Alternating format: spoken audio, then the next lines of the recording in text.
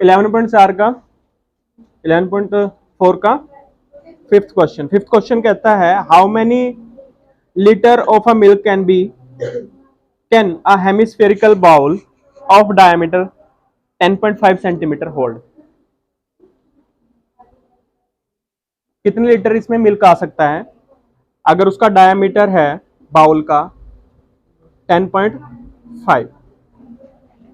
अच्छा भी बाउल कैसा होता है, फिफ्थ क्वेश्चन है 11.4 का फिफ्थ क्वेश्चन है, ठीक है। बाउल कैसा होगा, देखो बाउल होगा ऐसा,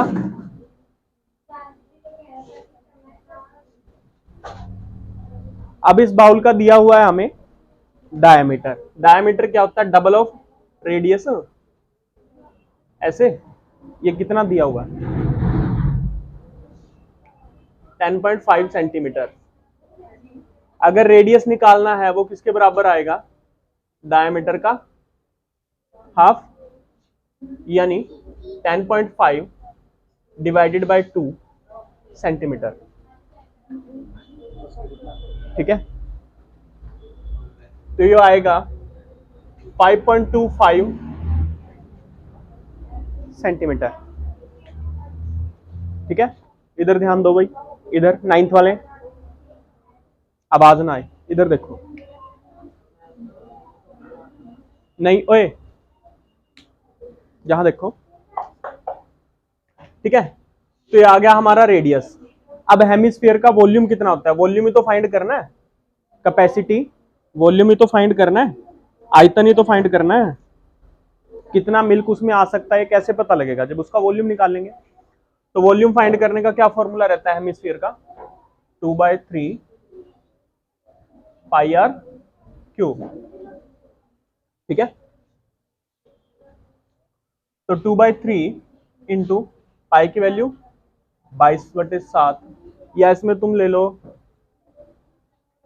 314/100 इंटू आर को मैं लिख सकता हूं ये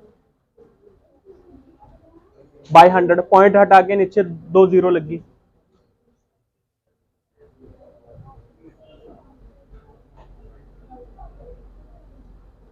$5.25 था, पॉइंट हटा के नीचे 2 जीरो लगी, ठीक है। अब जो है अगर 5 से मैं डिवाइड करना चाहूं, 5 से इसको डिवाइड क्यों करूं तो क्या आएगा 20, और यहां पे आएगा 5 1 जा 5 0 5 5 जा 20, वही ये आएगा, सॉरी अपना 105, ठीक है। तो सेम यहां पे आ जाएगा, यहाँ पे 20 105, यहाँ पे 20,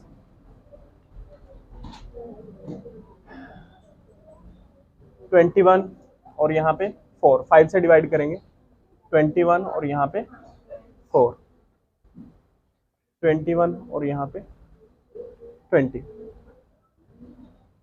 ठीक है भाई। 3 से डिवाइड करेंगे 3 1 जा 3 3 7 जा, ओके। अब क्या करेंगे 2 multiplied by 314 628 into 7 into 21 into 21 upon 400 into 4 into 4। इस सारे को सॉल्व करो, तुम्हारे पास क्या आ जाएगा, वॉल्यूम आ जाएगा सेंटीमीटर क्यूब में, ठीक है। अब सेंटीमीटर क्यूब से जब जाते हैं हम लीटर्स में जाएंगे तो इसको हम 1000 से क्या कर देंगे, डिवाइड कर देंगे, ठीक है।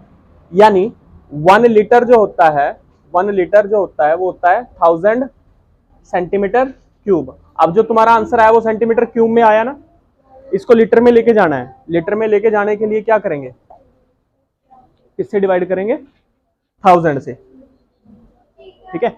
यहां तुम वो भी ले सकते हो 22/7, उससे भी इजीली हो जाएगा, हाँ उससे भी हो जाएगा, ठीक है। तो ऐसे हो जाएगा, ऐसे कैपेसिटी निकाल लेंगे हम इसकी, ये आगे सोल्व कर लेना, कोई दिक्कत नहीं, इससे आगे समझ आ गया यहां तक, ठीक है। आगे चलते हैं, और डाउट बोलो। 9th क्वेश्चन कहता है 27 solid iron sphere solid iron sphere थे 27, ईच ऑफ रेडियस आर, जिनका रेडियस आर था। ऐसे सॉलिड स्फीयर थे जिनका रेडियस कितना था, आर, और ये कितने थे, 27। 27 ऐसे क्या थे, स्फीयर थे हमारे पास, गोले थे। एंड सरफेस एरिया एस, और इनका जो सरफेस एरिया था, सरफेस एरिया वो क्या था, एस था। Are melted to form a sphere with surface area S dash, तो उनको मेल्ट करके आप बिग स्फीयर बनाया गया, एक बड़ा स्फीयर बनाया गया जिसका सरफेस एरिया क्या था, एस डैश था।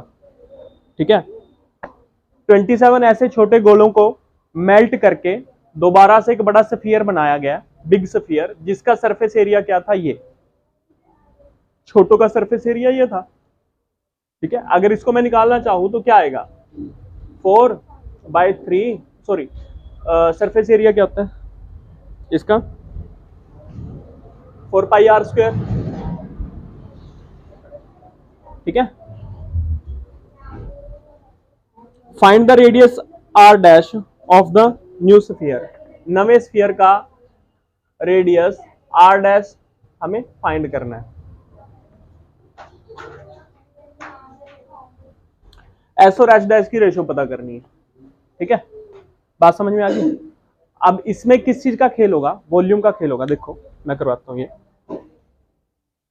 बड़ा इजी है, कुछ भी नहीं है। साफ कर दूं, ये समझ आ गया था, साफ कर दूं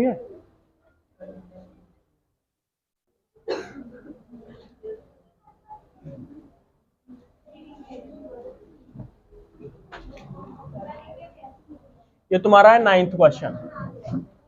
भाई यहां तक समझ आ गया क्या काम हुआ है ना। तो 27 छोटे स्फीयर थे, उन स्फीयर को मेल्ट करके बड़ा स्फीयर बना दिया। ठीक है, अब देखो इसका जो वॉल्यूम था वो वॉल्यूम क्या रहेगा, उसको मैं लेता हूं v। ठीक है, उसका फॉर्मूला रहेगा 4/3πr³। ठीक है, अब जब इससे बड़ा गोला बना दिया जिसका सरफेस एरिया ये था, उस बिग का बड़े गोले का, बिग स्फीयर का जो वॉल्यूम रहेगा वो क्या रहेगा, v डैश, और वो v डैश क्या रहेगा, 4/3πr डैश का क्यूब। πr डैश था ना उसका रेडियस कितना है, πr डैश है ना उसका। ठीक है, उसका वॉल्यूम क्या रहेगा ये, और हमें पता है कि ये वॉल्यूम किसके बराबर है, 27 गुना ज्यादा होगा, छोटे वॉल्यूम का 27 मल्टीपल होगा, है ना, 27 into volume of small sphere, यही तो होगा। छोटे के आयतन को 27 से गुणा करेंगे तभी तो बड़े का आयतन आएगा। बात समझ में आ गई यहां तक। ठीक है भाई, इन्हीं को तो पिघला के बनाया गया, 27 छोटे गोलों को पिघला के एक बड़ा गोला बना दिया, तो बड़े गोले का जो आयतन है वो कितना रहा, छोटे गोले का 27 गुना ज्यादा, है ना। तो छोटे का वॉल्यूम को 27 से गुणा कर दिया, वो किसके बराबर आया, बड़े के वॉल्यूम के। बात समझ में आ गई, यानी 4/3πr³ is equal to 27 times the 4/3πr³। इतनी बात समझ में आ गई। इससे ये कैंसल आउट, पाई से पाई कैंसल आउट, तो आर डैश की वैल्यू क्या आई, जो पावर 3 थी यहां उधर जाके क्यूब रूट बन जाएगी, क्यूब रूट बन जाएगी किसका, 27 बचा यहां, और यहां बचा r³। ठीक है, दोनों का क्यूब अलग अलग करेंगे, 27 का क्यूब क्या आएगा 3, और r³ का क्यूब रूट क्या आएगा r। तो r डैश की जो वैल्यू आई वो किसके बराबर आई, 3 गुना आई छोटे r से। ठीक है, बात समझ में आ गई। तो अब इन दोनों की रेशो क्या रही, रेशो क्या रही, यानी रेशो ही तो फाइंड करनी, सॉरी हाँ, न्यू स्फीयर का रेडियस पता कर दिया इसका, 3 times the radius of small sphere. छोटे स्फीयर के 3 गुना है, छोटे स्फीयर के रेडियस के 3 गुना है इसका जो रेडियस होगा। पहला पॉइंट हमारा क्लियर हो गया फर्स्ट। अब निकालना था अनुपात, निकालना था रेशो, निकालना था किसका, इसका और इसका। ठीक है। अब ये तो हमें दिया हुआ है, ये तो हमें दिया हुआ है ना, ये तो निकाल लिया हमने 4 पाई आर स्क्वायर। अब इसका एस डैश निकालना है। एस डैश क्या होगा? 4 पाई आर डैश का स्क्वायर, यही तो होगा एस डैश। बड़े स्फीयर का जो सरफेस एरिया होगा वो क्या होगा? 4 पाई आर डैश स्क्वायर, क्योंकि उसका रेडियस कितना है आर डैश। आर डैश की वैल्यू कितनी है? 3r, तो 3r यहां पुट कर दो। तो एस डैश की वैल्यू क्या आएगी? 4 पाई 3r का स्क्वायर, 3 3 जा 9 एंड 9 4 जा 36 पाई आर स्क्वायर। अगर हम अनुपात निकालना चाहे, रेशो निकालना चाहे किसकी? एस एंड रेशो, यानी अनुपात। रेशो होती है अनुपात एस और एस डैश का, तो वो कैसे निकलेगा? S divided by S dash, जो कि कितना है? एस की वैल्यू क्या है? 4 पाई आर स्क्वायर, और एस डैश की वैल्यू क्या है? 36 पाई आर स्क्वायर। आर स्क्वायर से आर स्क्वायर कट गया, पाई से पाई कट गया, 4 1 जा 4, 9 4 जा, तो एस अनुपात एस डैश ये कितना आया? 1:9। ये रहा तुम्हारा आंसर। ठीक है, ये था हमारा सेकंड पॉइंट। कौन सा पॉइंट? हाँ, क्वेश्चन का सेकंड पॉइंट ये रहा। और फर्स्ट पॉइंट जो हमने निकाला, यहां से निकालना जैसे स्टार्ट किया, ये रहा। ठीक है, समझ आया? एक बार फिर समझाता हूं। छोटे गोलों को पिघला के बड़ा गोला बना दिया था।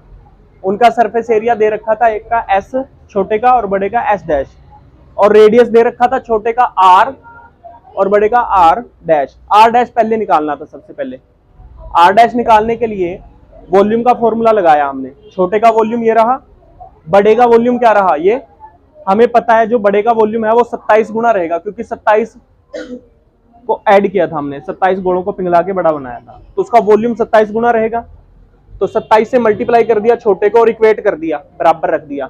यहां से कट कटा के आर डैश की वैल्यू आ गई हमारे पास 3r। जब आर डैश की वैल्यू आ गई, उसके बाद हमने क्या निकाला? सरफेस एरिया निकाला। किसका? किसका सरफेस एरिया निकाला? बड़े स्फीयर का। बड़े स्फीयर का सरफेस एरिया क्या रहेगा? 4 pi r dash square. R dash की वैल्यू क्या थी? 3r। 3r हमने यहाँ पुट कर दी। पुट करके हमारे पास जो एरिया आ गया वो बड़े स्फीयर का आ गया। किसकी फॉर्म में आ गया? आर की फॉर्म में, छोटे वाले के रेडियस की फॉर्म में। छोटे वाले की रेडियस की फॉर्म में किस लिए निकाला? ताकि हम कट करके रेशो निकाल सके। ठीक है, बात समझ में आ गई? वो रेशो निकाल दी हमने। ठीक है, ये था 9th क्वेश्चन।